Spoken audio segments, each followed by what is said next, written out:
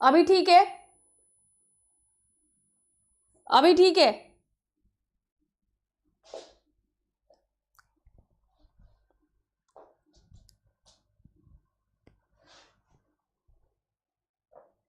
हाँ ठीक है। मैं कब से परेशान थी।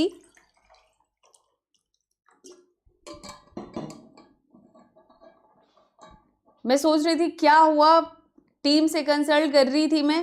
2 मिनट रुकिए आप लोग। Very good evening.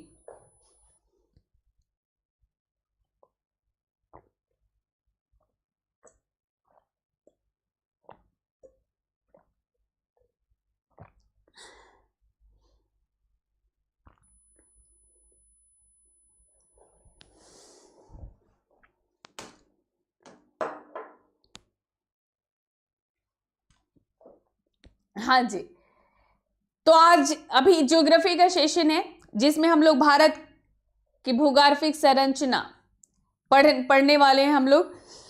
और इसमें जो है आप लोग सभी पढ़ोगे, बहुत इंपॉर्टेंट यहाँ से क्वेश्चंस आते हैं, लास्ट में एमसीक्यूज भी रहेगा।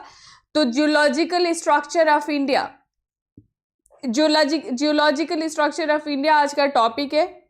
पूरा हम इस स्ट्रक्चर को पढ़ेंगे और लास्ट में हम लोग एमसीक्यूज करेंगे।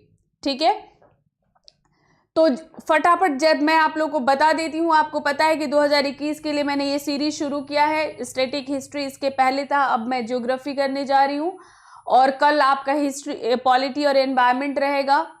संडे योजना कुरुक्षेत्र और जीएस का टेस्ट सीरीज आपका यहाँ पर शुरू होने वाला है। अच्छा, थोड़ा आप लोग कमेंट सेक्शन में बताइएगा कि क्या आपको दिखने में प्रॉब्लम हो रही है, क्या बोर्ड मेरे मतलब बोर्ड से आप लोग को दिखता नहीं है। एक बार कमेंट सेक्शन में बताइएगा आप लोग। Good evening, good evening. जैसे अभी किसी ने मुझे कहा है कि दिखने में इशू है।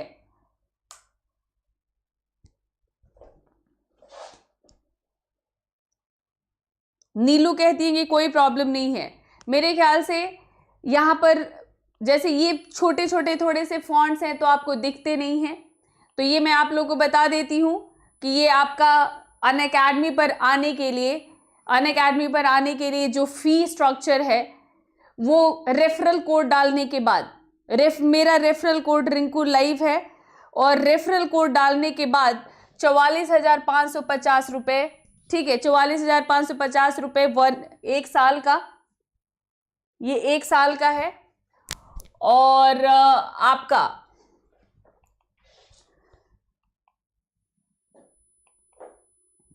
एक सेकेंड, हाँ जी ठीक है, हाँ जी। तो 44,550 रुपये 1 साल का, 2 साल का 64,800, 3 साल का 81,000 आपका फी है।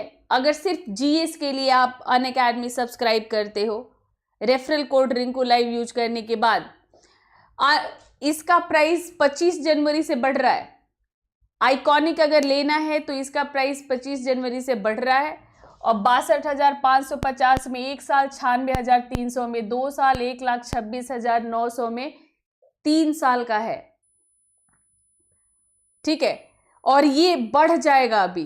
तो जिनको भी आइकॉनिक लेना है, जिनको एक पर्सनल कोच के साथ अपनी तैयारी करनी है, वो आइकॉनिक लेते हैं।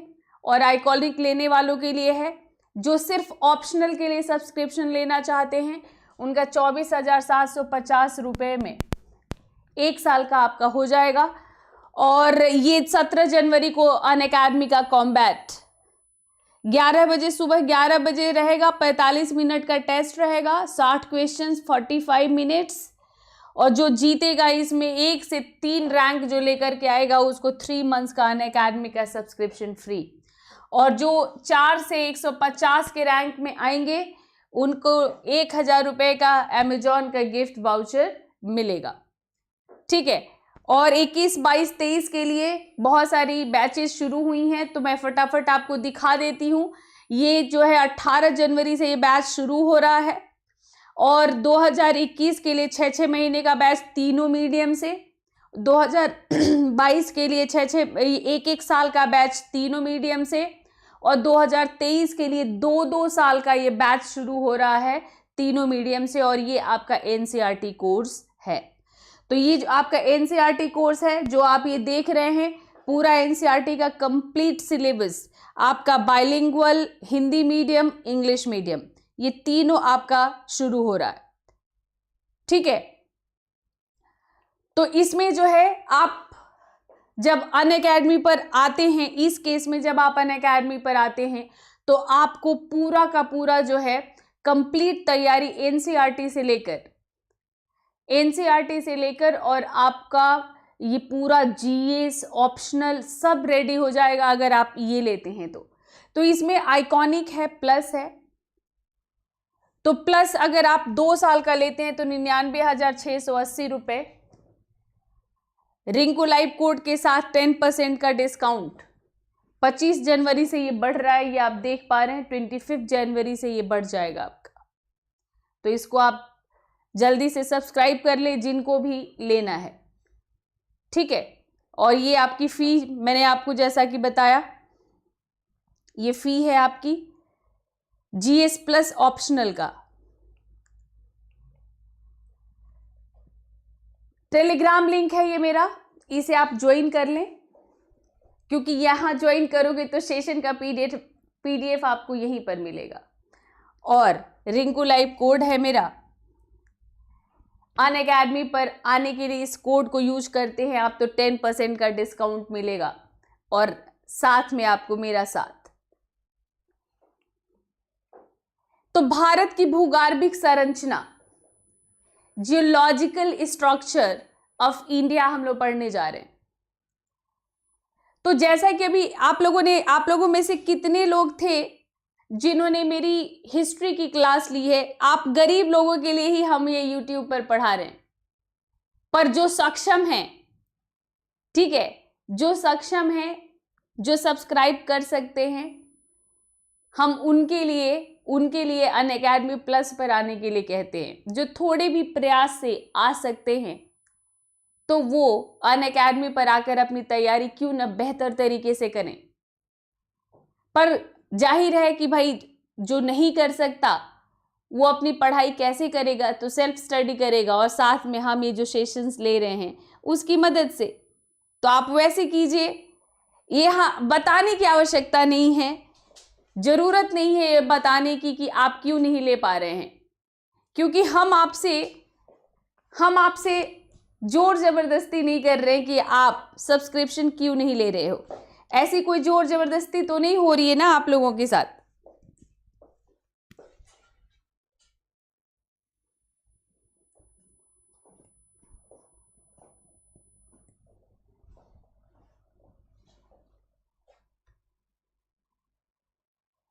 ठीक है, तो लास्ट सेशन आप लोगों ने मेरा लिया होगा, तो मैंने आपको हिस्ट्री पढ़ाते हुए ही मैंने आपको बताया कि जो पृथ्वी है जो कि 4 अरब 50 करोड़ वर्ष पुरानी है, उस पृथ्वी की उत्पत्ति के बाद पृथ्वी पर जो आप ये देख रहे हैं नदी, नाले, पहाड़, मैदान, ये कैसे कैसे बने, यही जियोलॉजिकल स्ट्रक्चर होता है। ठीक है, यहीं पर। तो यहाँ पर मैंने इंडियन ज्योग्राफी आप लोगों के साथ शुरू किया है। हालांकि यहाँ पर अगर इस सेशन को समझने के लिए, अगर जैसे आपने बिग बैंग थ्योरी अगर पढ़ी है, प्लेट टेक्टोनिक्स पढ़ा है, और आप भूसन्नति, ठीक है, जो श्रिंकिंग अगर पढ़ा है तो आपको ज़्यादा समझ आएगा। लेकिन यहाँ पर मैं आपको समझाते हुए चलने की कोशिश करूँगी ताकि आपको अच्छी तरह से समझ में आए। और यहाँ से बहुत सारे फैक्ट्स निकलते हैं और उन पर क्वेश्चन भी बनता है, और आप सेशन के लास्ट में यहाँ से क्वेश्चंस भी करेंगे। तो पिछले उस पर मैं लाइव नहीं हो पा रही थी, तो आप लोग जो है बिल्कुल, बहुत सारे लोग हो सकता है चले गए हो, तो उनको इन्फॉर्म कर दीजिए। तो आप मुझे सबसे पहले ये बताइए कि क्या आपको ये दिखने में कोई समस्या है? क्या दिखता नहीं है आप लोगों को? एक बार मैंने पहले भी पूछा, अब फिर पूछ रही हूँ, क्योंकि मुझे स्क्रीन पर साफ साफ दिख रहा है। मैं भी अपने मोबाइल पर ही देखती हूँ आप लोगों को।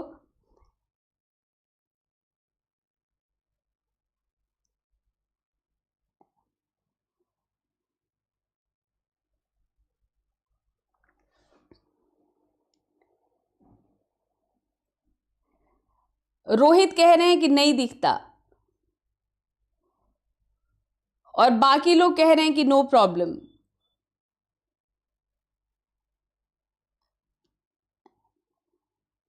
ठीक है, तो किसी भी देश की भूगर्भिक संरचना से क्या समझते हैं? यहां जो चट्टान है, ठीक है, यहां जो चट्टान है, मैदान है, समुद्र, ये सब क्या है? भूगर्भिक संरचना है हम यहाँ का, ये जियोलॉजिकल है। तो यहाँ पर मतलब जैसे भूगर्भिक संरचना में चट्टानों, ढलानों के प्रकार, मिट्टी, ठीक है, इन सब के भौतिक, रासायनिक गुण, खनिजों की उपलब्धता और भूमिगत जल संसाधन, ये सब समझने में मदद करती है कि आप भूगर्भिक संरचना समझते हैं तो आप यहाँ इन सभी चीजों को आप समझ पाते हैं। क्लियर है यहां से? ठीक है, तो इसके लिए मैं थोड़ा सा आपको बार बार, आप जब पढ़ेंगे तो बार बार शब्द आएगा, ठीक है, बार बार ये शब्द आएगा कि जैसे ये जो भूगर्भिक संरचना भारत की हुई है, भारत या किसी भी देश की हम लोग बात कर सकते हैं, तो ये जो संरचना होती है, ये जो बनावट हुई है, जो पहाड़ बने, चट्टान बने, जो महासागरों की उत्पत्ति है, या जो मैदान बने, ये सब जो है, तो ये जो भूगर्भिक हलचलों का परिणाम है। और इसको पढ़ने के लिए, हमें इसको समझने के लिए आपको युगों को समझना पड़ेगा कि पृथ्वी जो इतने वर्ष पुरानी है, लगभग 4 अरब 50 करोड़ वर्ष पुरानी जो पृथ्वी है, तो कब कब क्या क्या बना, ये बार बार ये शब्द आता है जब पढ़ते हुए। तो उसके लिए मैं थोड़ा सा आपको ब्रीफ कर रही हूं कि मतलब ये जो भूगर्भीय समय सारिणी के आधार पर जो तय किया गया है कि हिमालय इस समय बना, धारवाड़ इस समय बना, कुडप्पा इस समय बना, अरावली सबसे पुरानी है, वो आर्कियन टाइम पे बना। तो ये सब समझने के लिए, ठीक है, ये सब समझने के लिए आपको समझना होगा युगों को। तो इतिहास, पूरे इतिहास को जो है, पूरे भूगर्भिक इतिहास को, या मतलब संसार के इतिहास को 5 महाकल्पों में बांटा गया है। महाकल्प का मतलब सबसे बड़ा वाला युग, एरा, 5 महाकल्पों में, और फिर इसको 4 युग में, महाकल्पों के बाद इसको युग में बांटा जाता है, और फिर इसको 16 शकों में, मतलब ये जो शक है, जो पीरियड्स है, मतलब युग को वापस छोटे छोटे पीरियड में बांटा जाता है। यानी सबसे बड़ा महाकल्प, फिर युग, और फिर आ जाता है शक, तो फिर 16 शकों में इसको बांटा गया है। तो ये जो पांच जो महाकल्प हैं, मतलब आर्कियोजोइक या प्रोटोजोइक महाकल्प, इसको प्री कैम्ब्रियन महाकल्प के नाम से जानते हैं। अभी मैं आपको वो दिखा रही हूं कि जो 5 महाकल्प हैं वो ये हैं, आर्कियोजोइक और प्रोटोजोइक, इस दोनों को मिलाकर प्री कैम्ब्रियन कहते हैं। ठीक है, इन दोनों को मिलाकर प्री कैम्ब्रियन।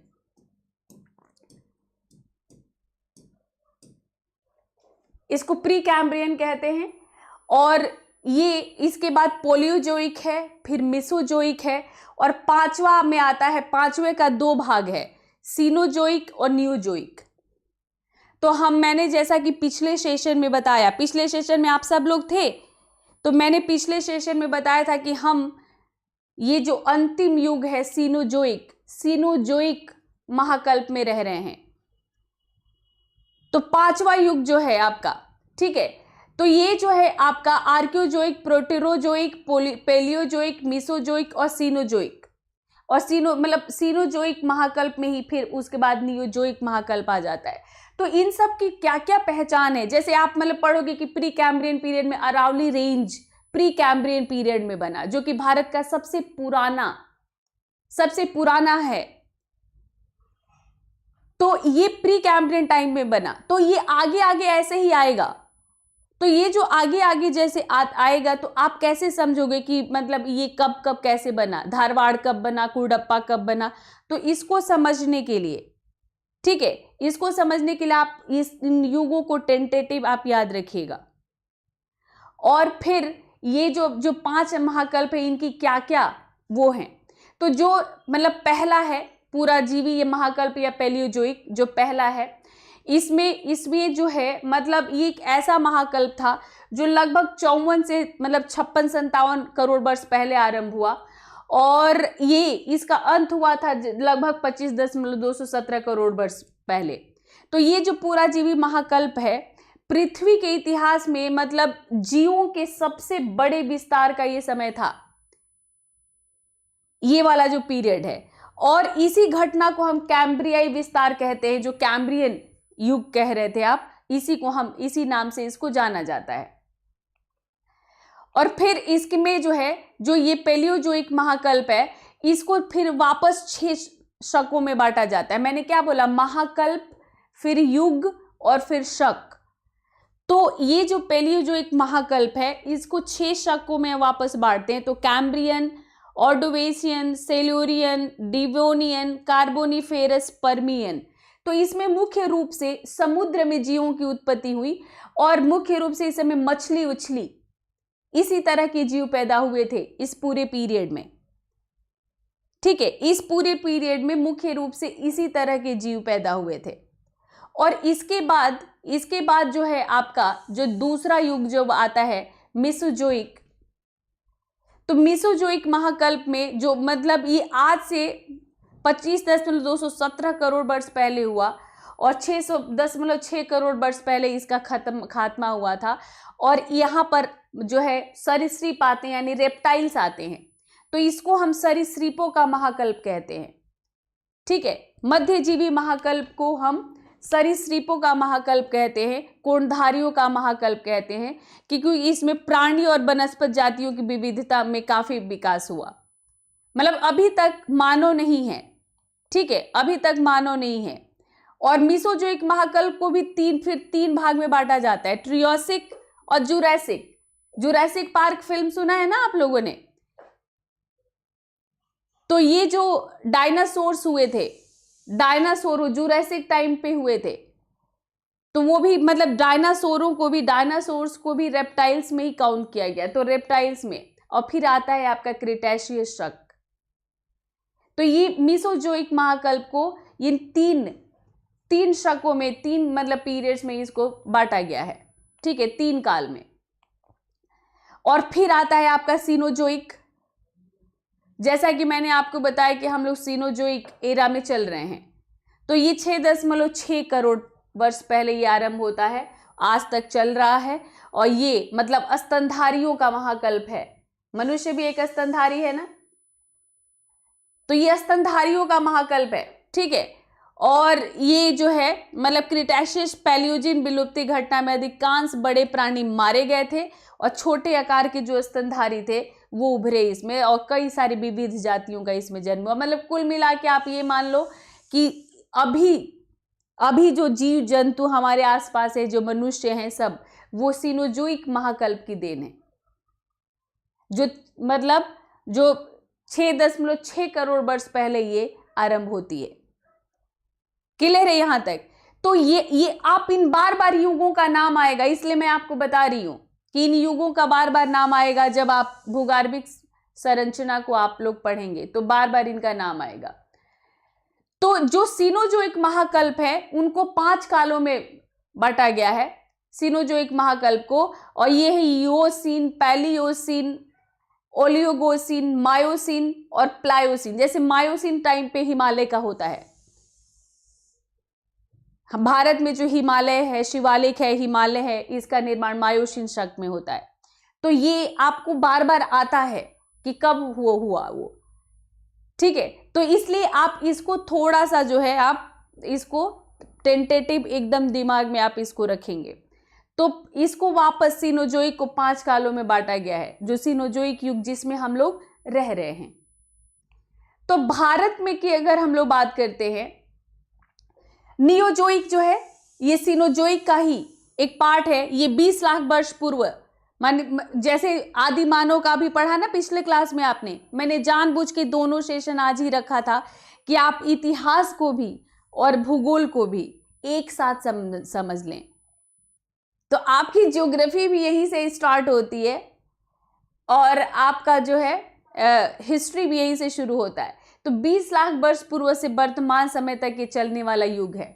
इसको चतुर्थक युग कहते हैं, इसको चतुर्थक युग कहते हैं। और वो जो आपने पहला आर्किन टाइम पढ़ा, वो उसको हम प्राथमिक युग कहते हैं, उसको हम लोग प्राथमिक युग कहते हैं। ठीक है, तो ये जो मतलब आपका प्राथमिक युग है, जिसको मतलब दोनों को मिला करके प्री कैम्ब्रियन कहते हैं, और ये जो था ये आपका है चतुर्थक युग। तो ये जो प्लिस्टोसिन जो आप लोग उसमें पढ़ रहे थे कि प्लिस्टोसिन काल में होमोसैपियंस, तो ये प्लिस्टोसिन हिमयुग, और वर्तमान काल को हॉलिसिन कहा जाता है। हिमयुग के बाद ये शुरू होता है। ठीक है, तो इसी में पूरा का पूरा जो है मतलब इन्हीं युगों के दौरान भारत या विश्व कह लीजिए, विश्व की भी और भारत की भी, इन्हीं युगों के दौरान सारा बनावट होता है। जो आज आपके आसपास जो आप फिजिकल ज्योग्राफी देख रहे हो, तो सर टी हॉलैंड जो है, हमने यूरोप के आधार पर ही भारत का भी है, और सर टी हॉलैंड जो है भारत के भूगर्भीय इतिहास को चार कल्पों में बांटते हैं। तो आद्य महाकल्प, पुराण महाकल्प, द्रविड़ियन और आर्य महाकल्प, 4 महाकल्प में उन्होंने बांटा है सर टी हॉलैंड ने भारत के भूगर्भीय के इतिहास को, कैसे कैसे भारत की जो है बनावट होती है उसको। तो इसके बाद यहीं से हम लोग शुरू करते हैं कि इन युगों में क्या क्या बना। तो मुर्दार पर्वतों की उत्पत्ति 4 अवस्थाओं में हुई है, 4 अवस्थाओं में। तो प्रथम चरण में अरावली की हुई, जो सबसे पुराना और पूर्व कैम्ब्रियन युगीन धारवाड़ चट्टानों से निर्मित है। मैं अलग अलग अभी बताऊंगी मतलब धारवाड़ियन चट्टानों का फैलाव कहां कहां पर है मैप के साथ। तो मुर्दार पर्वतों की उत्पत्ति 4 अवस्थाओं में होती है। पहले में अरावली सबसे पुराना धारवाड़ियन चट्टानों से निर्मित है। ठीक है, और यह पक्ष अपर्दन कारण एक अवशिष्ट पर्वत के रूप में आज विद्यमान है हमारे बीच। फिर पर्वत उत्पत्ति के द्वितीय चरण में कैलिडोनियन युगीन पर्वतों की उत्पत्ति होती है। और फिर जो तीसरा और चौथा चरण है, उसमें जो है मतलब द्वितीय में कुडप्पा जो कि कर्नाटक में एक स्थान है उसके नाम पर है। तो कुडप्पा भूसन्नति से भी पूर्वी घाट पर्वत की उत्पत्ति हो, जो पूर्वी घाट पड़ते हो ना, ईस्टर्न घाट और वेस्टर्न घाट। तो कुडप्पा भूसन्नति से पूर्वी घाट की उत्पत्ति हुई, और वहां से कई नदियां जैसे महानदी, गोदावरी, कृष्णा, कावेरी, ये जो वहां नदियों के द्वारा इनको काट दिया गया है। ठीक है, और तीसरे चरण में हर्सेनियन युगीन पर्वतों का निर्माण होता है, और इसमें आते हैं विंध्याचल, सतपुड़ा, विंध्यन। तो ये विंध्यन भूसन्नति से इनकी उत्पत्ति होती है। द्वितीय कुडप्पा भूसन्नति, तीसरा जो है विंध्यन भूसन्नति यानी जो जियो श्रिंकिंग कहते हैं इसको इंग्लिश में क्या कहते हैं, जियो श्रिंकिंग कहते हैं इसको। ठीक है, चौथा चरण जो तृतीयक युग है, इसमें अल्पाइन क्रम के पर्वतों का निर्माण होता है। और इसमें कौन कौन से आते हैं अल्पाइन में, तो इसमें आते हैं सारा मतलब बृहद हिमालय और शिवालिक हिमालय श्रेणियां, और ये नवीनतम मुर्दार पर्वत हैं, नवीनतम है ये। तो क्यों आप कहते हो कि प्रायद्वीपीय नदियां बूढ़ी हैं और हिमालय नदियां जवान हैं, तो आपको आज की क्लास से पता चल जाएगा। ठीक है, आज की क्लास से आपको पता चल जाएगा कि क्यों कहते हैं इसको। तो अब इसकी को हम लोग अब फिर से हम लोग बांट देते हैं इन चारों युगों को। तो चारों युगों में जो इन पर्वतों का जो निर्माण हुआ है, तो इस पर मतलब आप ये कह लो कि भूगर्भिक संरचना के आधार पर भारत के 3 भाग हैं, 3 भाग। ठीक है, तो दक्षिण का प्रायद्वीपीय पठार, उत्तर का विशाल पर्वतमाला, उत्तर भारत का विशाल मैदानी भाग। ठीक है, उत्तर भारत का विशाल मैदानी भाग। तो ये इसको 3 पार्ट में हम लोग इसको जो है बांट देते हैं भूगर्भिक संरचना के आधार पर। पेनिनसुलर प्लेट्यूज जो हैं, फिर उत्तर का ये ऊपर वाला ये सारा, ये वाला पूरा, और फिर ये आपका जो है यहाँ पर ये जो है मैदानी जो भाग है इसको, इसको पूरे को हम लोग ऐसे 3 पार्ट में हम लोग इसको बांट देते हैं। ठीक है, तो अब इसी को हम लोग एक एक करके देखेंगे। तो जो दक्षिण का प्रायद्वीपीय पठार है, दक्षिण का प्रायद्वीपीय पठार अगर हम लोग बात करते हैं तो ये जो प्रायद्वीपीय भारत का जो निर्माण होता है वो प्री कैम्ब्रियन पीरियड में होता है, सबसे स्टार्ट वाला। और ये कभी भी समुद्र में पूरी तरह नहीं डूबा था, ये कभी भी समुद्र में पूरी तरह नहीं डूबा था और इस पर विवर्तनिकी बलों का भी विशेष प्रभाव नहीं पड़ा। ठीक है, मतलब विवर्तनिक जो प्लेट टेक्टोनिक्स फोर्स थे उसका भी इस पर कोई प्रभाव नहीं पड़ा। और जो इस भाग की नदियां हैं वो अब पूरी तरह से वो जो है वो प्रौढ़ अवस्था में पहुंचकर आधार तल को प्राप्त कर चुकी हैं, क्योंकि सबसे पहले यही हुआ था। तो ये जो आप लोग जो पढ़ते हो, आप लोगों ने ज्योग्राफी में वेगनर का महाद्वीपीय सिद्धांत पढ़ा है, वैगनर थ्योरी पढ़ी है आप लोगों ने, वैगनर का महाद्वीपीय प्रवाह सिद्धांत पढ़ा है।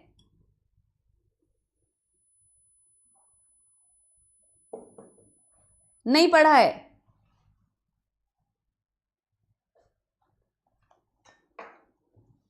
आप लोगों में से किसी ने? अब वर्ल्ड ज्योग्राफी से मैंने शुरुआत नहीं की थी, मैंने वर्ल्ड ज्योग्राफी से शुरुआत नहीं की, मैंने इंडियन ज्योग्राफी से शुरुआत की है। अगर वर्ल्ड ज्योग्राफी से शुरू किया होता तो ये सब आप लोग पढ़ चुके होते। तो कोई बात नहीं, आप लोग जैसे वैगनर ने महाद्वीपीय प्रवाह सिद्धांत दिया। महाद्वीपीय प्रवाह सिद्धांत में जो है एक थियरी ये आई कि मतलब आप ये जो है पूरा जो वो है आपका, मतलब एक पैजिया की तरह ये था। कार्बोनिफेरस युग पढ़ रहे थे ना आप, तो कार्बोनिफेरस युग में पृथ्वी के सभी स्थलखंड आपस में जुड़े हुए थे, सभी स्थलखंड आपस में जुड़े हुए थे। और उसके बाद जो है मतलब इस स्थलखंड को मतलब पैजिया की संज्ञा दी गई थी और इसका फिर विभाजन होता है। तो जब इसका विभाजन होता है तो 2 पार्ट बनता है, अंगारा लैंड और गोंडवाना लैंड। ठीक है, इसका 2 पार्ट बनता है, अंगारा लैंड बनता है, अंगारा लैंड और गोंडवाना लैंड। तो इसमें जो है भारत जो है गोंडवाना लैंड का पार्ट है, जो भारत का प्रायद्वीपीय भाग है वो गोंडवाना लैंड का भाग है। तो दक्षिण अमेरिका, ऑस्ट्रेलिया, प्रायद्वीपीय भारत, ये सब गोंडवाना लैंड के भाग है। तो अंगारा लैंड और गोंडवाना लैंड दोनों के बीच जो दरार हुआ उसमें टेथिस सागर आया था, और टेथिस सागर के ऊपर ही हिमालय, अभी जो हिमालय है उसको टेथिस सागर के ऊपर ही कहते हैं। तो आप लोग आज जाकर वैगनर का सिद्धांत पढ़ लेना, नहीं तो फिर ये मैं आप लोगों को कल पढ़ा दूंगी, मतलब नेक्स्ट ज्योग्राफी की क्लास में पढ़ा दूंगी।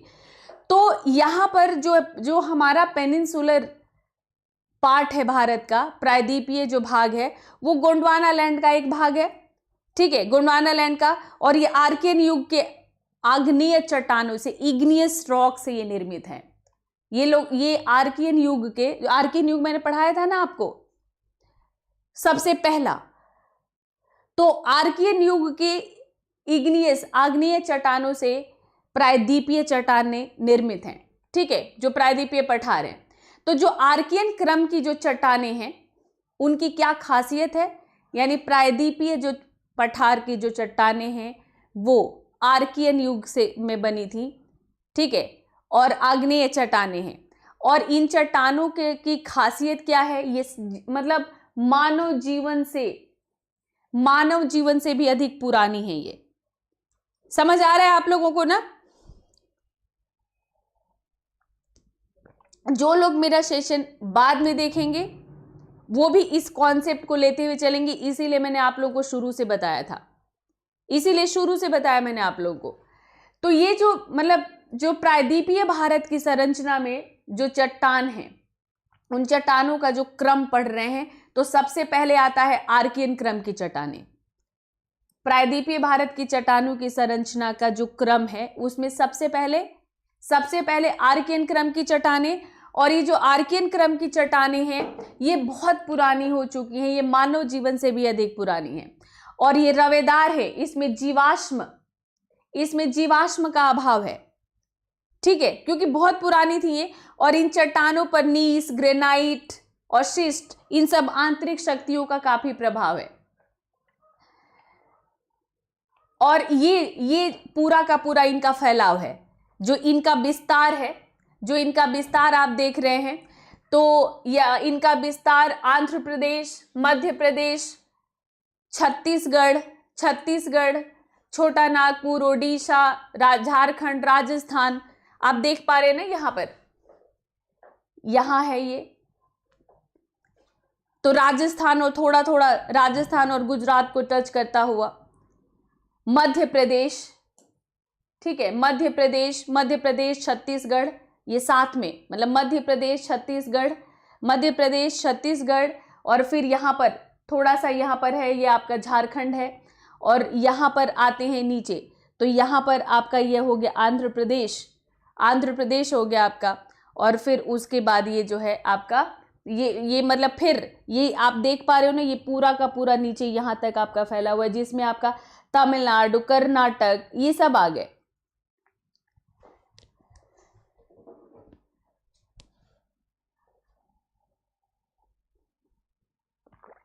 तो ये पूरा का पूरा जो है ये मतलब इसका फैलाव है, कर्नाटक, तमिलनाडु, आंध्र प्रदेश, उड़ीसा, मध्य प्रदेश, छत्तीसगढ़, मतलब नीचे से आप देख पा रहे हो ये पूरा जहां जहां पर ये है, ये सब के सब यहां पर इसका जो है फैलाव है। तो ये आर्कियन क्रम की चट्टानें जो सबसे पुरानी है, जिसमें जीवाश्म हमें नहीं मिलता है और ये आर्कियन युग में बनी थी। तो ये आद्य महाकल्प से, आर्कियन क्रम को पूरी तरह एकदम शुरुआत का ये आद्य महाकल्प है। तो प्रायद्वीपीय भारत का 2/3 भाग, ये आपके लिए इंपॉर्टेंट फैक्ट, प्रायद्वीपीय भारत का 2/3 भाग जो है आर्कियन युग में बना, ये आर्कियन क्रम की चट्टानें हैं। और इसमें 3 सभ्यता युग चट्टानें मिलती हैं, 3 पूर्ण सभ्यता युग, बंगाल नीस, बुंदेलखंड, नीलगिरी, ठीक है। और इसमें बुंदेलखंड सबसे प्राचीन है इसमें। इसके बाद हम लोगों का जो प्रायद्वीपीय चट्टानें पढ़ते हैं, तो इसके बाद प्रायद्वीपीय चट्टानों में फिर आ जाता है धारवाड़ क्रम की चट्टानें। और ये बहुत महत्वपूर्ण है क्योंकि जितने भी खनिज संसाधन हैं वो धारवाड़ क्रम की चट्टानों में छुपी हुई हैं। तो ये धारवाड़ क्रम की जो चट्टानें हैं, इनका आप फैलाव आप देख पा रहे हो। तो यहाँ पर जम्मू एंड कश्मीर, फिर हिमाचल के बाद थोड़ा सा ये उत्तराखंड में भी है, और फिर उसके बाद आप देख पा रहे हो राजस्थान, फिर थोड़ा सा गुजरात, फिर महाराष्ट्र, और फिर पूर्वोत्तर के भी कुछ पार्ट में है यहाँ पर जो पूर्वोत्तर के पार्ट के बाद यहाँ पर थोड़ा सा उड़ीसा में भी है, और थोड़ा सा टच कर रहा है ये, मतलब वहाँ पर आंध्र प्रदेश और उसको भी तेलंगाना को भी। तो ये पूरा का पूरा ये फैलाव है ये आपका, और ये हो गया आपका कर्नाटक। तो ये धारवाड़ क्रम की चट्टानें हैं ये पूरी, ये जो आप देख रहे हैं, जहां जहां पर आप ये ब्लैक डार्क देख रहे हैं ना, जहां पर आपको ये डार्क दिख रहा है, ये सब धारवाड़ क्रम की चट्टानें हैं। तो ये जो धारवाड़ चट्टानें हैं, ये आर्कियन क्रम के मतलब प्राथमिक चट्टानों के अपरदन और निक्षेपण से बनी। ये आज फिर थोड़ी सी दिक्कत आई है इसमें, थोड़ी सी दिक्कत फिर मैं देख रही हूं ये आई है कि फिर से बॉक्स से थोड़ा सा फॉन्ट बाहर जा रहा है, ये थोड़ी सी दिक्कत आ रही है। तो ये यहां पर मैं आप खुद एक्सप्लेन कर दूंगी, आपको इशू नहीं आएगा।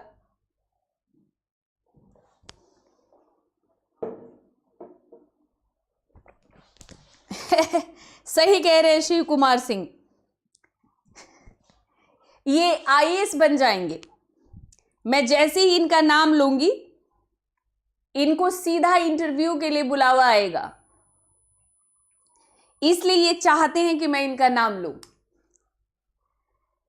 तो मतलब ऐसे भी लोग हैं दुनिया में। एनीवेज, तो धारवाड़ क्रम की चट्टाने आर्कियन क्रम की जो चट्टाने, इग्नियस चट्टाने थी, जो प्राथमिक चट्टाने थी, उनके लगातार अपरदन, इरोजन, निक्षेपण से ये बनी और ये बहुत ज्यादा रूपांतरित हो चुकी हैं। ये काफी रूपांतरित हो चुकी हैं और इसमें भी जीवाश्म नहीं मिलते, जीवाश्म इसमें भी नहीं मिलते। और इस क्रम की चट्टानों का जन्म कर्नाटक के धारवाड़, बेल्लारी और शिमोगा, ठीक है, कर्नाटक के धारवाड़, बेल्लारी और शिमोगा जिलों में हुआ है। और ये प्रायद्वीपीय, बाह्य प्रायद्वीपीय दोनों में ही ये पाई जाती हैं। आप देख पा रहे हो कि प्रायद्वीपीय के अलावा बाह्य प्रायद्वीपीय में भी ये पाई जा रही हैं। यहां पर भी इसको बाह्य प्रायद्वीपीय कहेंगे। पेनिनसुलर हमारा विंध्यन के बाद शुरू होता है आपका ये, और ये पेनिनसुलर के ऊपर वाला जो है, तो ये प्रायद्वीपीय और बाह्य प्रायद्वीपीय दोनों में धारवाड़ क्रम की चट्टानें पाई जाती हैं हमें। और ये धारवाड़ क्रम की चट्टानें कैसी बनी है? तो आर्कियन क्रम की चट्टानों के लगातार अपरदन और निक्षेपण से। तो ये चट्टानें, जो धारवाड़ क्रम की जो चट्टानें हैं, वो आर्थिक दृष्टि से सबसे ज्यादा महत्वपूर्ण मानी जाती हैं। ये देश की लगभग सारी प्रमुख धातुएं, सोना, मैंगनीज, लोहा, तांबा, टंगस्टन, क्रोमियम, जस्ता, ये सब इन्हीं चट्टानों में पाई जाती हैं, इन्हीं चट्टानों में। और इन चट्टानों से फ्लोराइट, इल्मेनाइट, सीसा, सुरमा, बुल्फ्राम, अभ्रक, कोबाल्ट, एस्बस्टम, गार्नेट, संगमरमर, कोडम खनिज, ये सब प्राप्त होते हैं इन सभी चट्टानों से, ठीक है। और आप ये समझ लो कि ये जो धारवाड़ क्रम की जो चट्टानें हैं, ये जो धारवाड़ क्रम की जो चट्टानें हैं, यहाँ से पूरा का पूरा आप ये जो ये बना है, जो ताजमहल कह लो आप ठीक है, तो ये जो ताजमहल है वो यहीं से, इन्हीं चट्टानों से निकाला गया है। तो आपको ये याद रखना है कि खनिज संसाधनों से भरपूर, मतलब प्रमुख धातुएं जो हैं वो सबसे ज्यादा कहां पर मिलती हैं? तो वो मिलती हैं आपको धारवाड़ क्रम की चट्टानों में। तो यहां पर जो ऐसे कोलार जो वो है, तो कोलार से हमें मिलता है ना सोने की कई सारी खानें हमें कोलार में मिलती हैं। तो कोलार और धारवाड़ घाटी में ये बहुतायत से मिलता है। लोहा झारखंड, ओडिशा, गोवा, मध्य प्रदेश, छत्तीसगढ़ और कर्नाटक में मिलता है। और धारवाड़ काल में ही अरावली पहाड़ियों का निर्माण मोड़दार पर्वतों के रूप में हुआ था, धारवाड़ क्रम में ही। और ये संसार का सबसे पुराना मोड़दार पर्वत, ये संसार का सबसे पुराना मोड़दार पर्वत था जो अब अवशिष्ट बन चुका है, ठीक है। अरावली की बात कर रहे हैं। अब हम लोग बात करते हैं कुडप्पा क्रम की चट्टानें। तो ये जो कुडप्पा क्रम की चट्टानें हैं, ये कुडप्पा भूसन्नति से जो हुई हैं। और ये कुडप्पा क्यों कहते हैं? तो ये कुडप्पा जो है आंध्र प्रदेश में एक स्थान है कुडप्पा, आंध्र प्रदेश में एक स्थान है कुडप्पा, कुडप्पा जिले के नाम पर इसका नाम पड़ा है। तो इनका निर्माण धारवाड़ क्रम के चट्टानों के अपरदन निक्षेपण से हुआ, धारवाड़ का आर्कियन से हुआ और इनका निर्माण धारदार से हुआ है, ठीक है, धारवाड़ से हुआ है। और ये थोड़े से कम रूपांतरित हैं, थोड़े से कम ये मेटामॉर्फिक है और इसमें भी जीवाश्म का अभाव पाया जाता है। आर्कियन में भी जीवाश्म नहीं, धारवाड़ में भी जीवाश्म नहीं, कुडप्पा क्रम की चट्टानों में भी नहीं मिलता है। तो ये जो कुडप्पा क्रम की चट्टानें हैं, ये उनका डिस्ट्रीब्यूशन है। तो आप ये देख रहे हैं, ये राजस्थान और गुजरात में है थोड़ा सा। और यहाँ पर अगर आप आते हैं तो यहाँ पर आप देख रहे हैं कि ये मध्य प्रदेश के बाद थोड़ा सा छत्तीसगढ़ में है, थोड़ा सा उड़ीसा में भी है, और छत्तीसगढ़ उड़ीसा के बाद ये थोड़ा सा तेलंगाना और आंध्र प्रदेश में इसका पूरा का पूरा आप देखिए डिस्ट्रीब्यूशन है कुडप्पा क्रम की चट्टानों का। ये चट्टान किस में पाए जाते हैं? पर्वत और पठारों में। तो चट्टान समझ रहे हैं ना आप? तो ये इनका कहाँ पर किस क्रम की चट्टानें हैं, कहाँ से, इनमें कौन कौन सी धातुएं और खनिज संसाधन पाए जाते हैं। तो मैंने आपको बता दिया कि चट्टानें छत्तीसगढ़, आंध्र प्रदेश, राजस्थान, हिमालय के कुछ क्षेत्र में भी हैं, कृष्णा घाटी, नल्ला मलई श्रेणी, चयार श्रेणी, पापाधानी श्रेणी में पूरा ये विस्तृत है। और बलुआ, इसमें क्या क्या पाया जाता है, तो बलुआ पत्थर, क्वार्टजाइट, स्लेट, संगमरमर, एस्बेस्टस, चूने के पत्थर की चट्टानें, मतलब इन पे जो है, इनसे ये पूरे की पूरी जो है ये निर्माण सामग्री, इनकी ये सारी निर्माण सामग्री इन चट्टानों से मिलती है। और ये इसका जो है फैलाव है जो आप देख पा रहे हैं। तो ये आर्थिक दृष्टि से थोड़ी सी कम महत्वपूर्ण है। अगर हम लोग धारवाड़ चट्टानों से अगर तुलना करते हैं तो ये आर्थिक दृष्टि से थोड़ी सी कम महत्वपूर्ण है। और इन चट्टानों से जो है लोहा, मैंगनीज, ठीक है, लोहा और मैंगनीज मिलता है। और कुर्डप्पा और करनूल जिले में एस्बेस्टस, ठीक है, और वो टाग मिलता है। और रंगीन पत्थर भी यहां से प्राप्त होते हैं।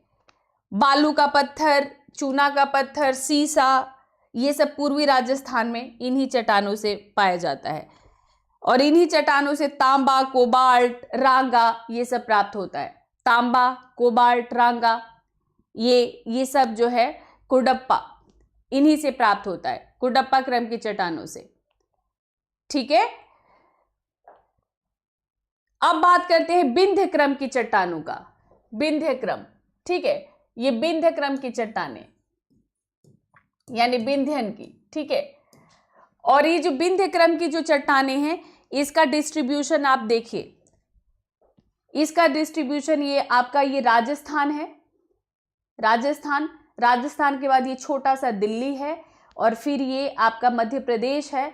मध्य प्रदेश के बाद ये जो उत्तर प्रदेश से एकदम सट के निकल गया है बिहार तक, मतलब उत्तर प्रदेश में नहीं है, मतलब उत्तर प्रदेश के एकदम बॉर्डर से निकलते हुए सीधा बिहार पहुंच गया है। और थोड़ा सा जो है ये मध्य प्रदेश के बाद ये थोड़ा सा छत्तीसगढ़ में भी है। तो ये इसका जो है क्रम है। उसके बाद नीचे आते हैं तो ये आंध्र प्रदेश में इसका मिलता है, ये आंध्र प्रदेश में है, ठीक है। तो ये जो विंध्य क्रम की चट्टानें हैं, ये कुर्डप्पा क्रम की चट्टानों के बाद बनी। ये क्रम भी याद रखिएगा, इसीलिए मैंने सीरियल नंबर से रखा है। तो ये कुर्डप्पा क्रम की चट्टानों के बाद ये विंध्य क्रम की चट्टानें बनती हैं। और ये विंध्याचल जो जगह है, जो पहाड़ी है, उसके नाम पर इनका नाम पड़ा है। और ये परतदार चट्टानें हैं, परतदार चट्टानें हैं। और कई मतलब इनके निक्षेपों के द्वारा हुआ है। तो गंगा के मैदान और दक्कन पठार के मध्य ये जल विभाजक रेखा भी बनाती हैं। जो विंध्यन रेंज है वो गंगा के मैदान और डेक्कन की मध्य जल विभाजक रेखा भी यही बनाती है। पूरे मैप पर अगर ऐसे इमेजिन करोगे तो आपको पता चल जाएगा। तो मैप को हमेशा सोचा करो मैप को। तो ये जो है, ये जो विंध्यन वो है रेंज है, ये आपका ये रोहतास क्षेत्र से लेकर पश्चिम में राजस्थान के चित्तौड़गढ़ क्षेत्र तक, ठीक है, पश्चिम में राजस्थान के चित्तौड़गढ़ क्षेत्र तक, और उत्तर में आगरा से लेकर दक्षिण में होशंगाबाद तक विस्तृत रूप से फैला हुआ है। तो यहां पर जैसा कि मैंने आपको बताया कि बिल्कुल यहां पर ये वाला जो क्षेत्र है, बस यही आगरा है, समझ लो। उत्तर प्रदेश में बस आगरा से लेकर दक्षिण में फिर ये आ जाता है होशंगाबाद तक, ये वाला एरिया। और ये भांदर, बिजवार, कैमूर श्रेणियां जो हैं, बांदर, बिजवार और कैमूर श्रेणियां इसी क्रम की चट्टानों के अंतर्गत आती हैं। यानी विंध्यन क्रम के चट्टानों के मतलब अंतर्गत आती हैं। और यहां से क्या क्या मिलता है, तो चूने का पत्थर, बलुआ पत्थर, चीनी मिट्टी, अग्नि प्रतिरोधक मिट्टी, मतलब जो है फायर प्रूफ मिट्टी, इस तरह के जो है मिट्टियां यहां से प्राप्त होती हैं। तो आपको यही पूछा जाता है कि ये कहां से प्राप्त होती है, किस तरह की चट्टानों में हमें ये मिलता है, किस तरह की चट्टानों में हमें ये वो मिलता है। आपका जो प्रश्न बनता है वो ऐसे ही बनता है, ठीक है।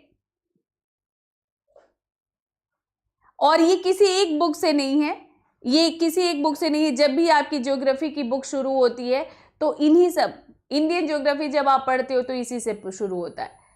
तो चूने का पत्थर सीमेंट उद्योग का जो आधार है वो विंध्य क्रम की चट्टानें ही हैं, ठीक है। और बलुआ पत्थर जो लाल रंग का है इससे सांची का स्तूप, दिल्ली का लाल किला, जामा मस्जिद, आगरे का किला, सिकंदरा जो जहां पर अकबर का मकबरा है, फतेहपुर सीकरी, मतलब मुगल काल में शाहजहां का जो काल है मतलब वो संगमरमर का काल माना जाता है। हालांकि संगमरमर का इस्तेमाल जहांगीर के समय से ही शुरू हो गया था बहुतायत में, पर बहुतायत में मतलब शुरू हो गया था आप कह सकते हैं, पर सबसे ज्यादा संगमरमर का इस्तेमाल किया था शाहजहां ने। पर उसके पहले लाल पत्थर का इस्तेमाल मुगल आर्किटेक्चर में ज्यादा हुआ। तो मतलब पूरा का पूरा समझ लो कि ये जो लाल पत्थर है वो कहाँ से प्राप्त होता है हमें, तो लाल पत्थर जो है हमें विंध्य क्रम से ही पता मिलता है, और इनसे इन सभी ऐतिहासिक इमारतों का निर्माण हुआ है। तो कितनी चट्टानें तो निकल गई हैं आप जो देख रहे हो। और इस क्रम के चट्टानों के खानों से ही पन्ना और गोलकुंडा के हीरे प्राप्त होते हैं। तो हीरे की दो खाने, पन्ना और गोलकुंडा, गोलकुंडा जहां से कोहिनूर हीरा प्राप्त हुआ था, तो वहां से ये मतलब इन्हीं चट्टानों से ये प्राप्त होता है। हीरा भी इन्हीं चट्टानों से प्राप्त होता है। तो हीरा आपसे पूछा जाएगा कि हीरा किन चट्टानों में हीरे की खानें मिलती हैं हमें। कभी स्थान पूछा जाता है और कभी चट्टान पूछा जाता है, तो स्थान और चट्टान में ये आपका आ जाएगा। अब हम लोग बात करते हैं गोंडवाना क्रम की चट्टानों का।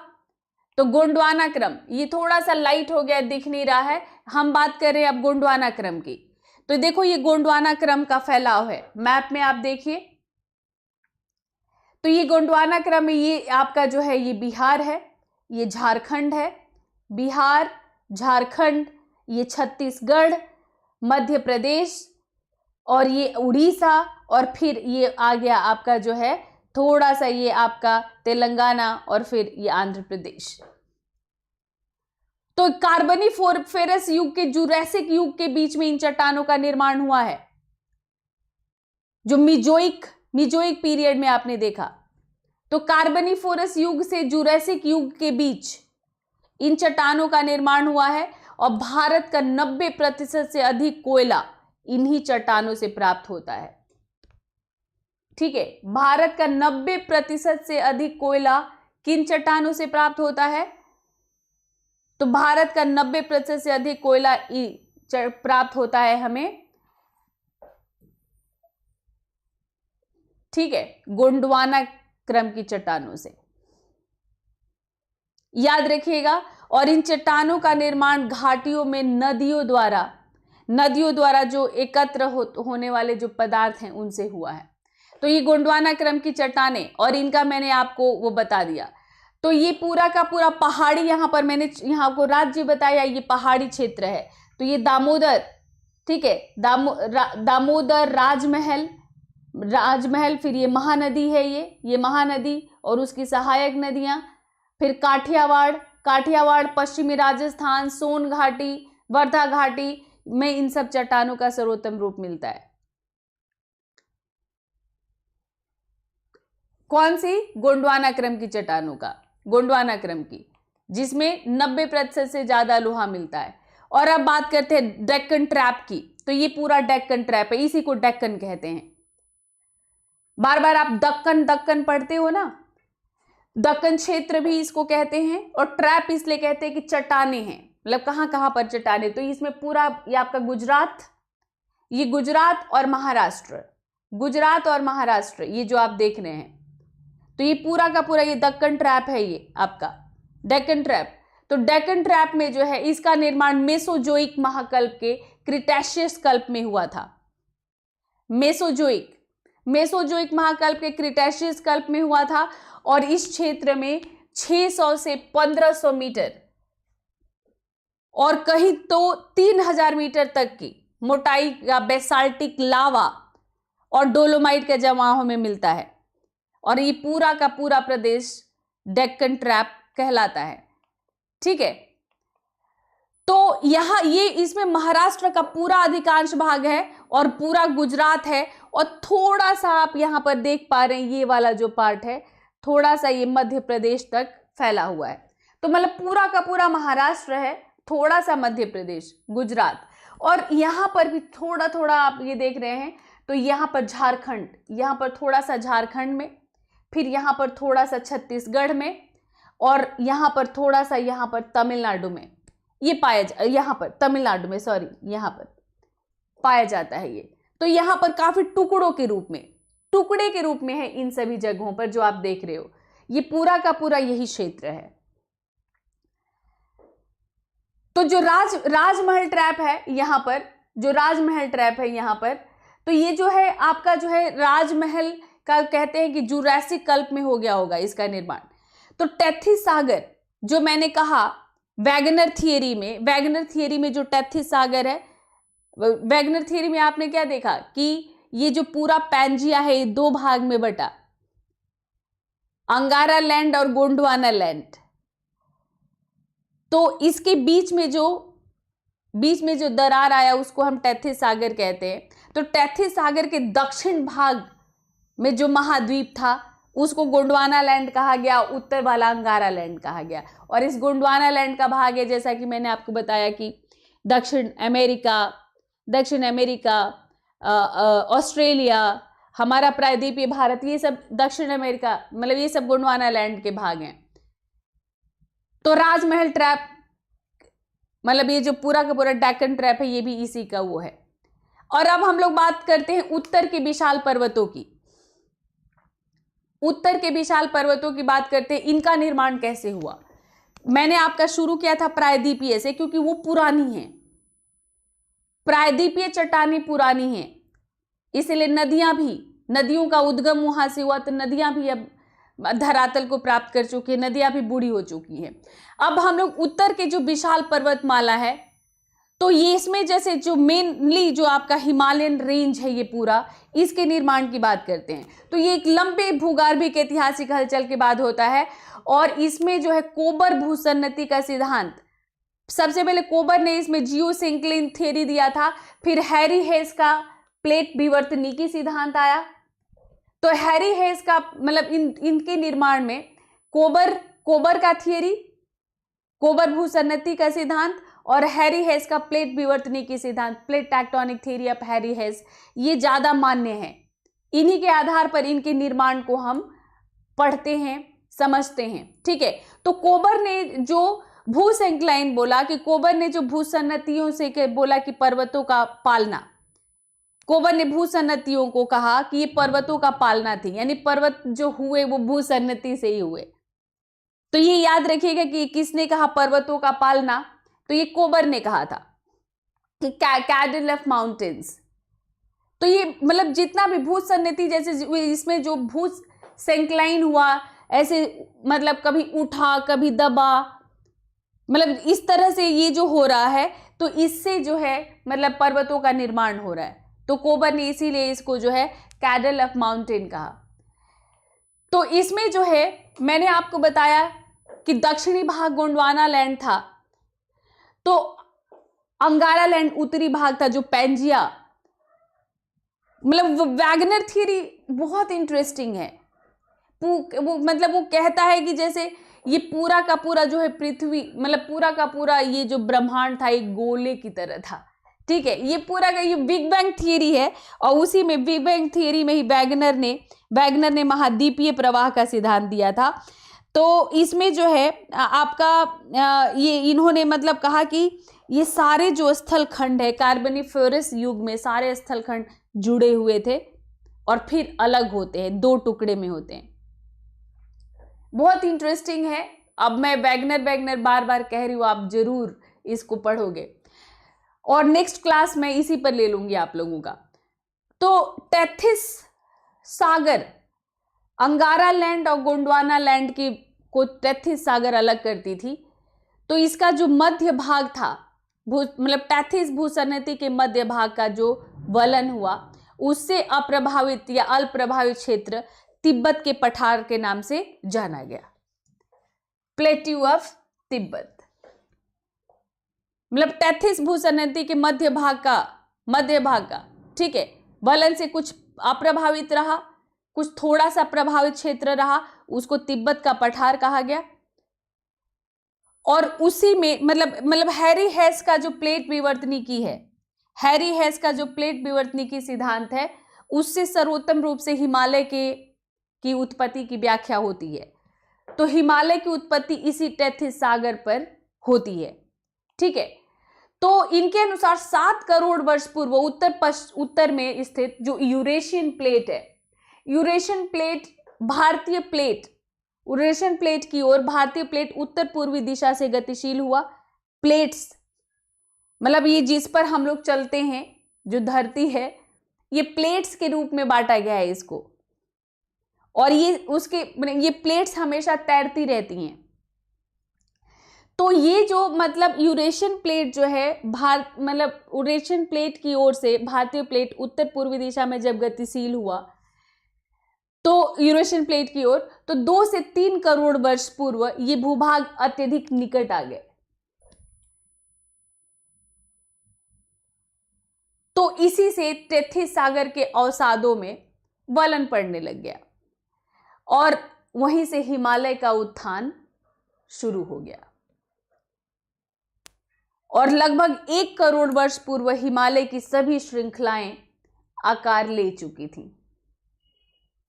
तो हिमालय की सभी श्रृंखलाएं, जितनी भी हिमालय की रेंजेज हैं, इन्होंने 1 करोड़ वर्ष पूर्व जब आकार ले लिया, तो उस युग को हम लोग कहते हैं जो सेनोजोइक महाकल्प के इयोसिन, ठीक है, और ओलिगोसिन, सेनोजोइक महाकल्प के इयोसिन और ओलिगोसिन कल्प में बृहद हिमालय का निर्माण होता है।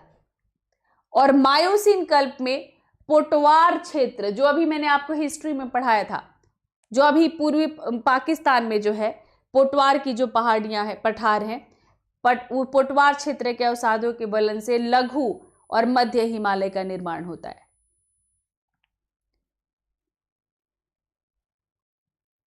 तो थोड़ा सा दिमाग पर आपके जोर पड़ेगा, लेकिन ये बहुत इंटरेस्टिंग है। ये बहुत इंटरेस्टिंग है कि किस तरह से इन पर्वतों का निर्माण होता है। तो शिवालिक हिमालय का निर्माण बृहद एवं लघु श्रेणियों द्वारा लाए गए अवसादों के बलन से प्लायोसिन कल्प में होता है। और चतुर्थ वर्ग जिसको आपने नियोजोइक महाकल्प के रूप में पढ़ा, तो नियोजोइक महाकल्प के प्लिस्टोसिन और होलिसिन कल्प में पूरी तरह जो है इस समय में भी हिमालय का निर्माण हुआ है। ठीक है, तो इसीलिए मैंने सारे युग आपको पहले ही पढ़ा दिए थे कि सारा युग पढ़े रहोगे तो आपको आसानी रहेगी। तो इस हिमालय का महत्व, इस हिमालय के अगर महत्व की बात करते हैं, तो ये हिमालय पर्वत हम लोगों का मतलब प्राकृतिक और राजनीतिक सीमा बनाता है। हिमालय मतलब हमारे लिए जो है हिमालय इतना महत्वपूर्ण है कि ये जलवायु को भी निर्धारित करता है, जलवायु को भी निर्धारित करता है हिमालय, क्योंकि उधर से आने वाली जो है जितनी ठंडी हवाएं हैं उसको रोकता है। ग्रीष्म काल में हिमालय दक्षिण पश्चिमी जलवाष्प युक्त जितनी मानसूनी हवाएं हैं उनको रोकता है, और उनको बाहर नहीं निकलने देता। उससे देश में पर्याप्त वर्षा होती है, और शीतकाल में साइबेरिया की शीतल हवाओं को रोकता है, उधर रोक देता है। तो इससे हमारा देश गर्म रहता है। तो देश का अधिकांश भाग जो है कर्क रेखा के ऊपर, मतलब ये जो है आपका कर्क रेखा बीचों बीच यहां से होकर गुजरती है 8 राज्यों से होते हुए। तो ये जो कर्क रेखा है ये मतलब इसके ऊपर अधिकांश भाग ऊपर में स्थित है, और यहाँ की मतलब किंतु यहाँ की जलवायु जो है वो उपोष्ण है। ठीक है, जलवायु उपोष्ण और मतलब उष्णकटिबंधीय दोनों है हमारे यहाँ पर। अभी इसके पहले वाली क्लास में मैंने आपको बताया था। तो हिमालय की जो आर्थिक दृष्टि से कितना महत्वपूर्ण है, मैंने सभी पहाड़ों को, चट्टानों को बताया कि वो आर्थिक दृष्टि से कितना महत्वपूर्ण है। उसी में हिमालय की अगर बात करते हैं तो यहाँ पर शंक्वाकार वन और इनसे औद्योगिक मुलायम लकड़ियों की प्राप्ति होती है। औद्योगिक लकड़ियां मोस्टली हिमालय से ही प्राप्त की जाती हैं। पशुचारण के लिए मतलब शीतोष्ण मुलायम घास, जैसे जम्मू कश्मीर का मर्ग और उत्तर प्रदेश में बुग्याल और प्याल, ये सब मैदानों का टाइप है। गुलमर्ग सुना है ना आप लोग, ये मर्ग एक स्थान है ये आपका। तो ये जो है, और उत्तर प्रदेश में जो है बुग्याल, प्याल, ये उत्तर प्रदेश के, आप उत्तर प्रदेश मत कहो, ये उत्तराखंड कहो ये आप। और विभिन्न खनिज जैसे चूना पत्थर, स्लेट, नमक, चट्टान, कोयला, ये भी प्राप्त होता है यहाँ से। हालांकि कोयला जो है गोंडवाना में ज़्यादा हमें प्राप्त होती हैं। चाय के बागान हैं यहाँ पर, फल के बागान हैं, उनके लिए ढलवा जमीन का निर्माण करता है। ग्रीष्म काल में गेहूं, आलू, मक्का ऐसी फसलों के लिए सीढ़ी नुमा खेत हैं यहाँ पर और उनमें इनका उत्पादन होता है। सिंचाई और औद्योगिक उद्देश्यों के लिए भी जो है मीठे जल की बहुत सारी नदियां हिमालय से ही निकलती हैं। गंगा जो कि उद्गम जिसका हिमालय से ही है, ये एक तरह से गंगा का मैदान हमारे लिए सबसे उपजाऊ और जलोढ़ मिट्टी वाला निक्षेप है ये। मतलब गंगा का जो मैदान है वो सबसे उपजाऊ है, आप ये कह सकते हैं, जो कि वो गंगा कहाँ से निकलती है, तो हिमालय से ही निकलती है। बहुत सारे हिल स्टेशंस, श्रीनगर, शिमला, मसूरी, नैनीताल, अल्मोड़ा, इनमें बहुत सारे धार्मिक केंद्र है। बद्रीनाथ, केदारनाथ, ये सब की स्थिति हिमालयन रेंज में ही है। कई सारे जल विद्युत परियोजनाएं हैं, भाखड़ा, नांगल, पार्वती, पोंग, दुलहस्ती, किशनगंगा, टिहरी, ये सब के सब जो है हिमालय से निकलने वाली ये जो नदियां हैं, इनके ऊपर ये सारी जल विद्युत परियोजनाएं स्थापित की गई हैं। तो ये आप इनका आर्थिक, हिमालय का आर्थिक फायदा, आर्थिक लाभ पढ़ रहे हो आप। तो ये आपने अभी तक मैंने आपको बताया जितने ये पर्वत और पठारों का निर्माण हुआ, चट्टानों का निर्माण हुआ। उत्तर भारत का जो विशाल मैदानी भाग है, ये नवीनतम भूखंड है, ठीक है। ये जो मैदानी भाग है, ये पूरा का पूरा, ये जो देख रहे हो ये पूरा मैदानी भाग है। ये जो आप देख रहे हो, ये यहां से ये सब, ये पूरा मैदानी भाग है, ठीक है, जो ऐसे ऐसे आता है।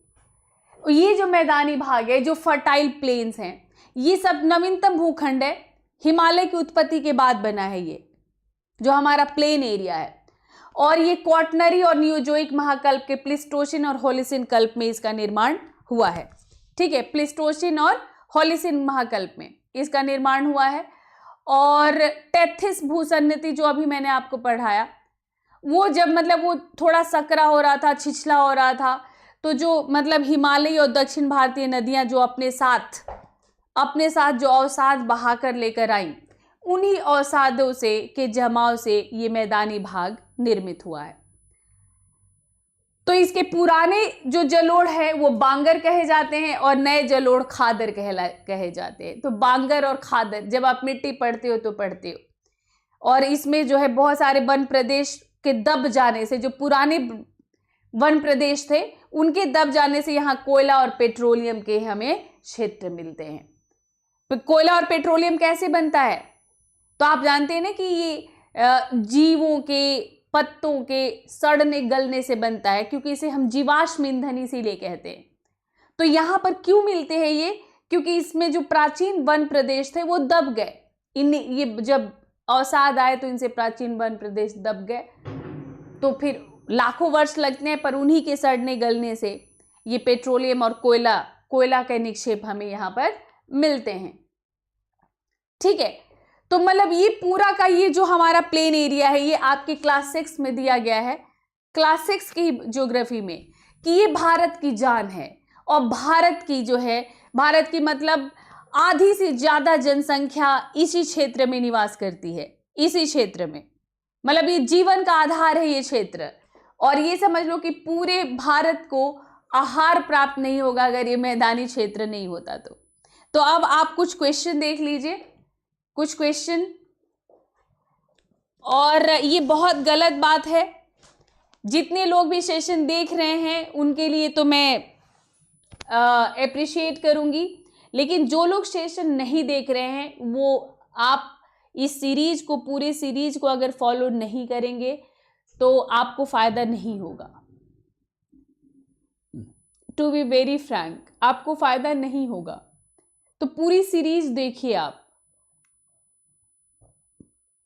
क्वेश्चन देखिए।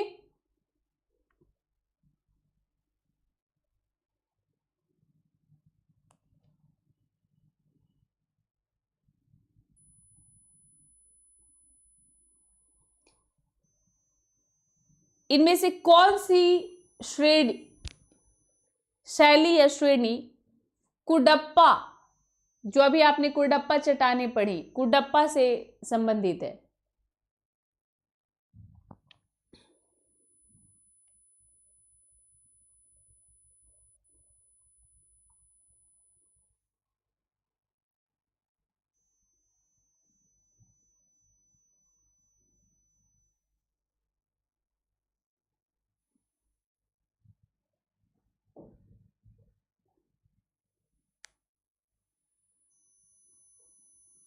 तो अभी तक एक आंसर आया है।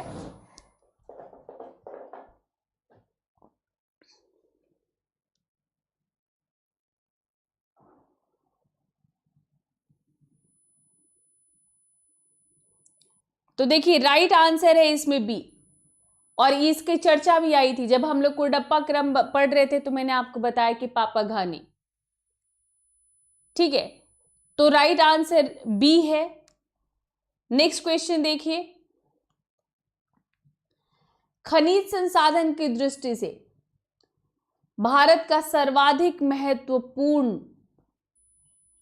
कौन सी चट्टानें हैं इसमें?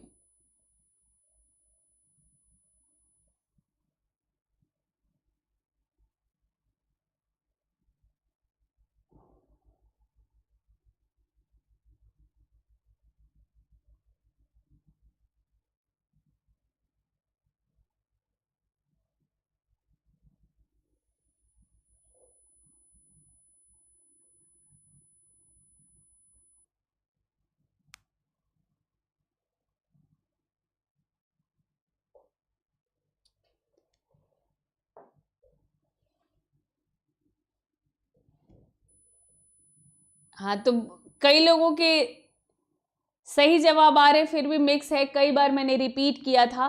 तो ये धारवाड़ की चट्टानें हैं।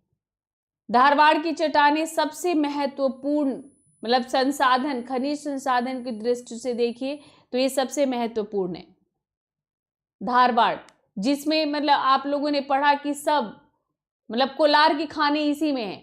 तो सोना, चांदी, मैग्नीज, टंगस्टन, जस्ता, अवरक, ये सब, ये सारी चीजें इसी में मिलती हैं कोलार की खानों, धारवाड़ चट्टानों में। कोयला उत्पन्न करने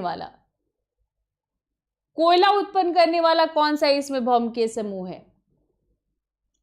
ये भी मैंने बताया था आपको।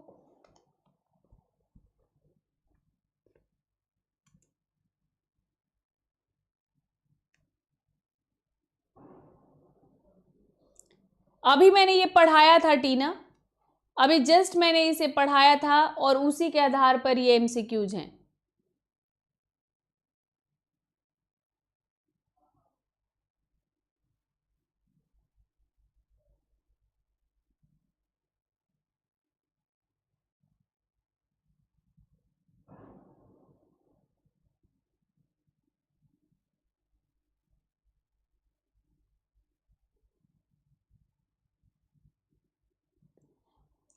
तो सौरभ कुमार, मनीष चौधरी, मतलब कुछ लोगों ने सही आंसर दिया है, बाकी लोगों का सही नहीं है। तो गोंडवाना, मैंने क्लास लेते हुए मैंने आपको बताया कि 90% जो कोयला है वो गोंडवाना चट्टानों से हमें प्राप्त होता है।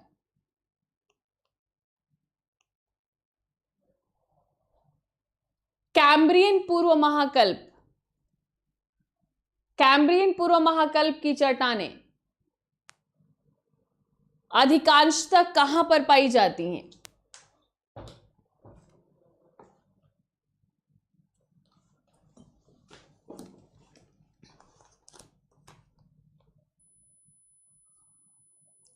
अधिकांशतः कहां पर पाई जाती हैं कैम्ब्रियन पूर्व महाकल्प की चट्टानें?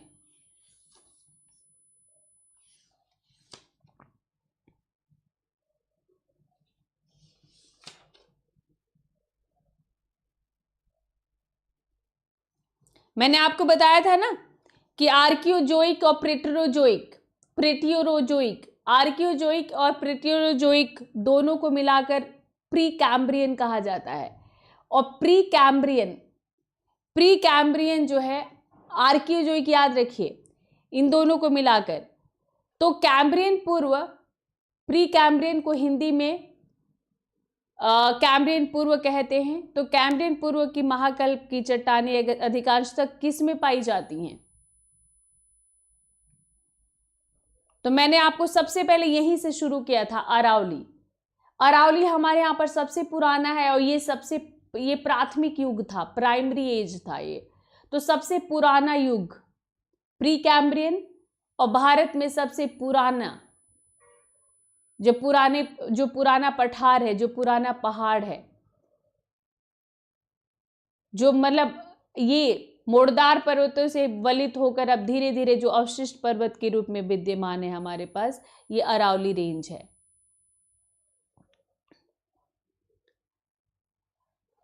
हिमालय एवं गिरिपाद के सहारे भूकंपों की सर्वोत्तम व्याख्या की जाती है। किस संदर्भ में की जाती है? गिरिपाद मतलब हिमालय की तराई में। गिरि का पद, गिरि मतलब पहाड़, पद मतलब पैर। तो जैसे हमारे नीचे हमारा पद है, उसी तरह पहाड़ के नीचे जो तराई है, तो गिरिपाद।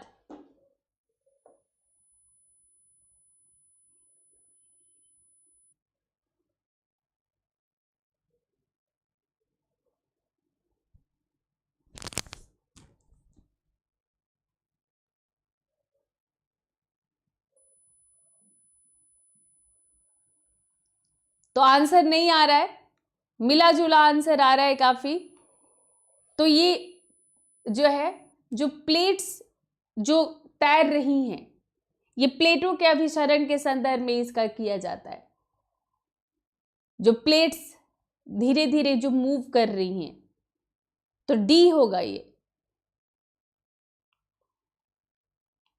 क्वेश्चन नंबर 6, मैंने आप लोग को बताया पूरा कालानुक्रम के हिसाब से। तो कालानुक्रम के आधार पर इनका सही क्रम क्या है?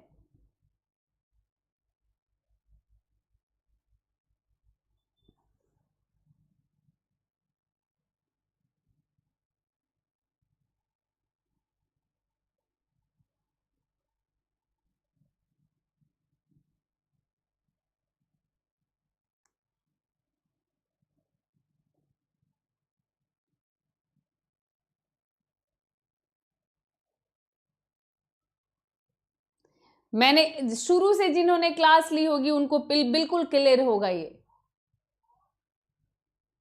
जिन्होंने शुरू से इस क्लास को लिया है।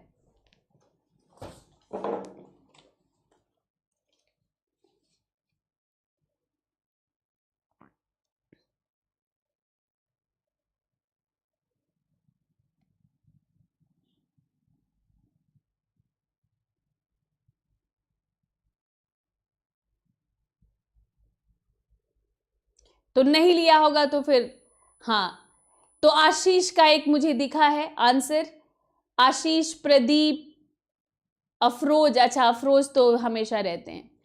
तो पहला, दूसरा, तीसरा, चौथा, सबसे पहले आर्कियन, ठीक है, सबसे पहले आर्कियन, फिर धारवाड़, आर्कियन, धारवाड़, फिर कुरडप्पा आता है, तब डेक्कन ट्रैप आता है, और सबसे लास्ट में है हिमालय।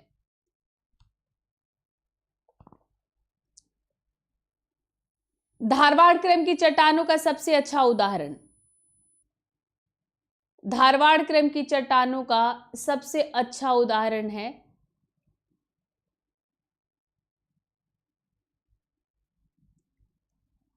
मतलब जो आर्कियन, मतलब आर्कियन क्रम की चट्टानों के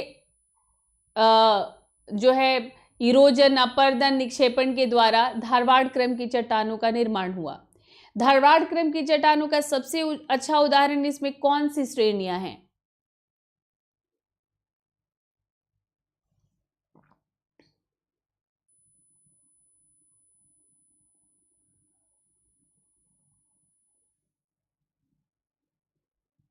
तो काफी मिला जुला आंसर है। तो ये बी, जिन लोगों ने भी बी आंसर दिया है वो सही है। ठीक है, तो चित्रदुर्ग और शिमोगा, शिमोगा की पहाड़ियां। क्वेश्चन नंबर 8, गोंडवाना लैंड के टूटने का क्रम कब प्रारंभ हुआ?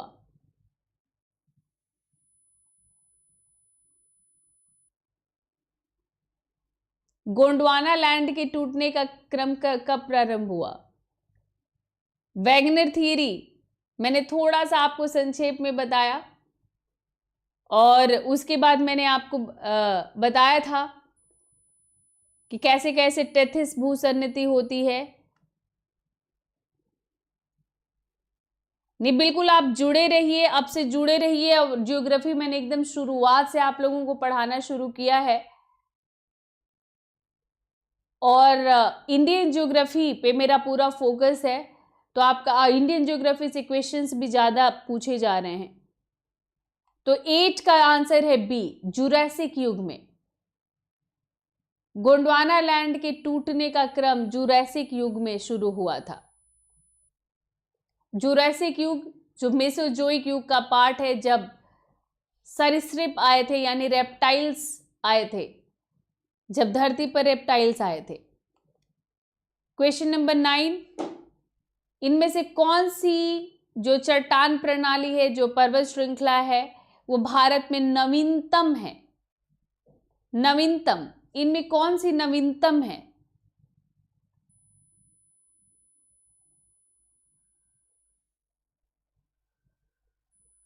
सबसे नवीनतम है हिमालय, पर इसमें हिमालय नहीं है। तो आपको इन चारों में ही देखना है, आपको इन चारों में ही देखना है कि सबसे नवीनतम कौन सा है।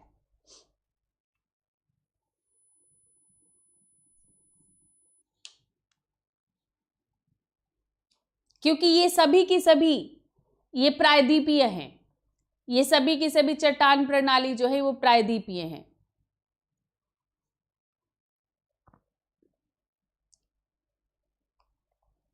तो डी आंसर है गोंडवाना।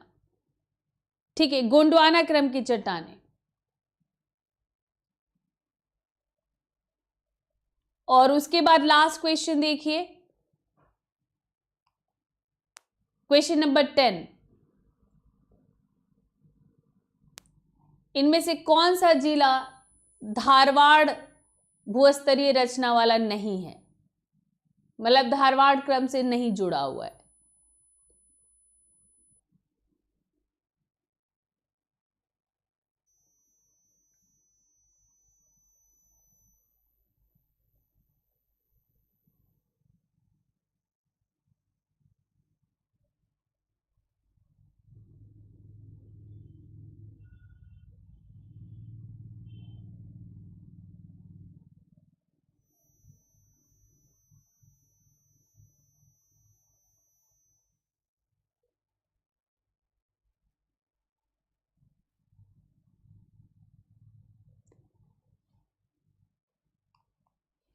तो राइट आंसर है रोहतास। ठीक है, कुल 10 क्वेश्चन थे, और यहीं से सेशन खत्म करती हूं मैं। और ये सब हमने जो पढ़ा था उसी पर, ठीक है, उसी पर ये आंसर था आपका। तो मैं आ जाने से पहले आपको बता दूं, हिस्ट्री ऑप्शनल मैं पढ़ाती हूं। 10 दिसंबर से ये हिस्ट्री ऑप्शनल आपका चल रहा है, और जीएस भी मैं सभी पेपर के लिए जीएस भी पढ़ा रही हूँ, जिसमें प्रीलिम्स और मेंस दोनों की तैयारी एक साथ।